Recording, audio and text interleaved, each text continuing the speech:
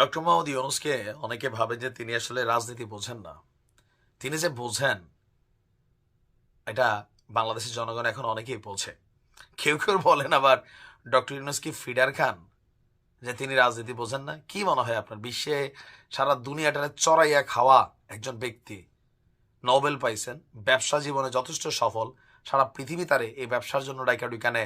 তার যে অদ্ভুত থিওরি আছে, মানে আহ, এই টাকা দিয়া কিভাবে টাকা বানানোর থিওরি বা জিরো কার্বন থিওরি, এই যে নানান থিওরি এত কিছু রাখে, আর বাংলাদেশের রাজনীতিবিদের মনের কথা তিনি বোঝেন না। আজকে জনাব তারেক রহমানকে একটা খোঁচা দিয়েছেন জনাব ইউনূস। খোঁচাটা কোথায় দিয়েছেন দেখেন। সাম্প্রতিক সময় বিবিসিকে দেওয়া একটা সাক্ষাৎকার, এটার অনেক কিছুই বাংলাদেশের গণমাধ্যম প্রকাশ করে নাই, শুধুমাত্র বিবিসি থেকে আপনারা এটা দেখলেই বুঝবেন। ওনাকে বলা হয়েছে যে এই যে রাজনৈতিক দলগুলো, বিশেষ করে বিএনপি, তারা বলছে যে জনগণ এই সরকারের উপর আস্থা হারাচ্ছে। তো বিষয়টাকে ডক্টর ইউনূস কিভাবে দেখছে বিএনপির বক্তব্যটা? তো তিনি বলছেন যে জনাব তারেক রহমানের বক্তব্যটা এখানে আনা হয়েছে। বিবিসির যিনি সাংবাদিক ছিলেন, যে তারেক রহমান বললেন যে এই সরকারের উপর জনগণ আস্থা হারাচ্ছে। তো ডক্টর ইউনূস বললেন যে উনি হারাচ্ছেন নাকি, মানে উনি হারাইছেন? প্রশ্নটা কই মারছে, গুতাটা বুঝছেন নেই যে উনি হারাইছেন কিনা। তো জনগণ ওনার উপর আস্থা আছে। ইভেন তিনি বলছেন যে আমার সাথে যখন এই রাজনৈতিক দলগুলোর বৈঠক হয়, কই সেখানে তো কেউ বলে না যে আমার উপর আস্থা হারাচ্ছে। আর বিষয়টা বুঝতে পারছেন যে কোথায় একটা টাস করে গুতা মারছে। মানে ঠান্ডা মাথায় পলিটিক্স কারে বলে আস্তে আস্তে ডক্টর ইউনূস কিন্তু দেখাচ্ছে। স্টার্টিং এ একটু ঝামেলা ঝামেলা ছিল, বাট রাইট নাও তিনি আস্তে আস্তে কিন্তু রাজনৈতিক দলগুলোকে কিভাবে মানে শাল্টিং দেওয়া লাগে, বোল্টিং দেওয়া লাগে, সেটা কিন্তু আস্তে আস্তে তিনি রপ্ত করে ফেলেছেন।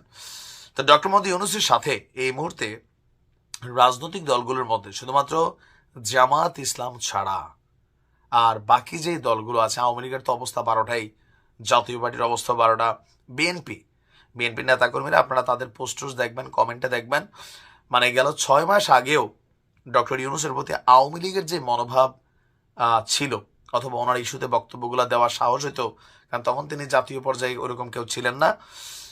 এখন বিএনপির নেতাকর্মীরা এরকম বক্তব্য যখন জনাব তারেক রহমানকে নিয়ে তিনি দিচ্ছেন বা বিএনপির ইস্যুতে দিচ্ছেন, তো সেখানে তারা ঘুরাইয়া ফেরাইয়া সুন্দর ভাষায় লেখে, কারণ তিনি এই মুহূর্তে রাষ্ট্রপ্রধান। যদি না হইতেন তাহলে আওয়ামী লীগের ভাষায়, যেমন শেখ হাসিনা যেমন নানান ধরনের শব্দ বিশেষণ প্রয়োগ করতো, ছাত্রলীগ, যুবলীগ, বা আমাদের হুজুররাও, আজকাল হুজুরদেরও ভাষা বদলাই গেছে। এই হচ্ছে বাংলাদেশ। এখানে ইমান, আমল, ধর্ম এগুলা সিজনাল বদলাই যায়। দেখেন নাই যে ওয়াজের মাঠে আগে আওয়ামী লীগের লোকেরা হুজুরদেরকে ধইরা মানে অপমান করত, ঠিক একই দৃশ্য এখন বাংলাদেশে বিএনপির লোকেরা করে। দুই একটা জায়গায় ঘটছে না? ঘটছে। সো এখানে ধর্ম, ওয়াজের মাঠ এগুলো কিছুই না ভাই। এখানে যার যে সময় যেটা দরকার হয় ওইটার সাথে ফ্লো করে তারা ভাষাই দেয়। তো মানে মূল কথাটা হচ্ছে যে ডক্টর মোহাম্মদ ইউনূসের সরকারের সাথে বিএনপির নেতাকর্মীদের মনে মনে হিউজ পরিমাণ একটা গোসা বা ক্ষোভ কাজ করে যাচ্ছে, কজ তিনি তাদের বিকল্প দাঁড় করানোর চেষ্টা করছেন, মানে ছাত্রদের রাজনৈতিক দলটা। আর নির্বাচনকে প্রলম্বিত করতে পারেন, এটা বিএনপির ধারণা বা ষড়যন্ত্রের কথা তারা বলেন। কিন্তু ডক্টর ইউনূস খুব সুন্দরভাবে ঠান্ডা মাথায় তিনি বলছেন যে জনগণ তো আমার সাপোর্ট করে। তো এই দেশে আসলে জনগণ কারা? যখন আমাদের রাজনৈতিক দলগুলো বলে যে দেশের জনগণ, এই যে সার্জিসরা বলতেছে দেশের জনগণ এটা চায়, এই জনগণ কারা? মানে ভোট নিছে। বিএনপি যখন বলে দেশের জনগণ, শেখ হাসিনা যখন বলতো জনগণ, জনগণগুলো হচ্ছে যার যার দলের তার তার জনগণ। আপনি এখন বিএনপির একটা ইস্যুতে ছাত্রদের ইস্যুটা আলাদা করেন, জনগণ পাবেন। যার যার দল থেকে তার তার সাপোর্টিং জনগণ আছে, এর বাইরে এই দেশে জনগণ নাই। তো জনাব তারেক রহমানকে নিয়ে ডক্টর ইউনূসের দেওয়া এই সাক্ষাৎকারটা খুবই ভাইরাল হয়েছে, যে তারেক রহমান সন্দেহ করে কিনা।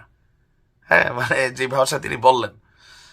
তো আমার ধারণা যে যেই বিষয়গুলো নিয়ে বিএনপির সাথে ডক্টর ইউনূস বা অন্যান্যদের সমস্যা হচ্ছে, নির্বাচন এটা ডিসেম্বরের মধ্যেই হয়ে যাবে। এখন একটু 2-1 মাস গেল তো বোঝা যেতে পারে। ভালো থাকুন।